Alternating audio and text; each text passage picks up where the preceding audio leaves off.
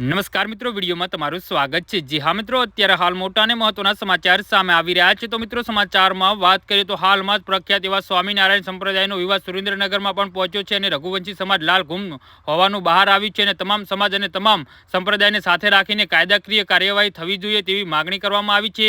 ત્યારે સ્વામિનારાયણ સંપ્રદાયના બેફામ વાણી વિલાસ કરી સનાતન ધર્મને નીચો બતાવવા ગમે તેવી વાતો બોલી તેમના ખુદના પુસ્તકોમાં લખી ગમે તેમ કરી સ્વામિનારાયણ સંપ્રદાય સાધુ શિક્ષાપતિઓ કોના દ્વારા માન્ય થઈ આ જવાબ આપે તેવું સુરેન્દ્રનગર શહેરના રઘુવંશી સમાજે માગણી કરી છે। જે હા મિત્રો, અત્યારે હાલ મોટા અને મહત્વના સમાચાર સામે આવી રહ્યા છે।